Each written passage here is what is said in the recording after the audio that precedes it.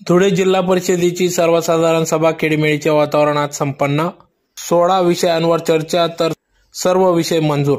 याबाबत अधिक वृत्त असे की धुळे जिल्हा परिषदेची विशेष सर्वसाधारण सभा दिनांक 10 डिसेंबर 2024 रोजी दुपारी 2 वाजता कैलासवासी यशवंतराव सभागृहात सदर सर्वसाधारण सभा घेण्यात आली।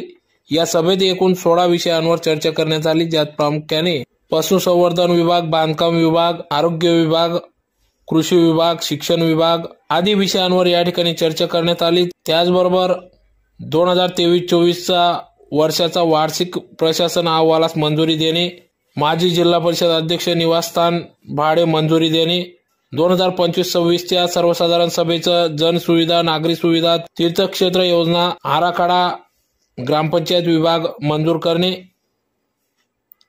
व आयत्या वेळेच्या विषयांवर चर्चा करणे आदी सभेत मंजूर झालेले ठराव वाचून मंजूर करणे आदी विषयांवर सदर चर्चा करण्यात आली।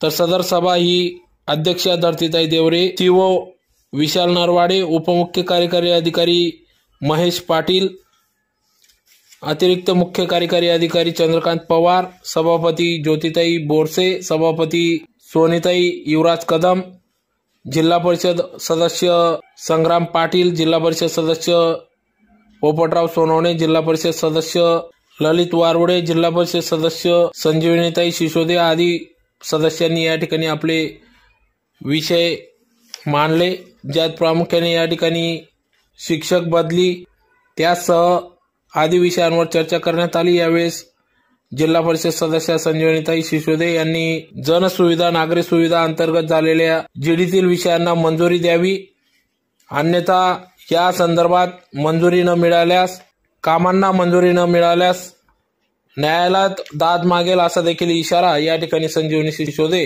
यांनी जिल्हा प्रशासन व अध्यक्षांना दिला आहे। 6 लाख रुपये ताडपत्रीसाठी गेले। ते ताडपत्री आहे इंग्लिश मार्केटमध्ये उपलब्ध आहे। ताडपत्रीचं अनुदान दिलं तरी कुणी घ्यायला येत नाही। तर आपण 25 ते 25 लाख सौर ऊर्जा इलेक्ट्रिकसाठी दिले, सौर ऊर्जेसाठी, तर हे फार चांगलं होईल, कारण शेतकऱ्यांना आज खूप गरज आहे। पैसे कट म्हणूनच विचार लक्षात घेता 10 लाख मंजूर केलेले आहे। तो ठराव माझ्याकडे उपलब्ध आहे आणि तो ठराव पुढे कुठेही विभिन्न न होता, कुठे विषय नाही येतात, त्याच्याची कामं, नागरिक सुविधांची कामं रद्द झाली, तीर्थक्षेत्राची कमी झाली, तर ही कमी करण्यात येऊ नये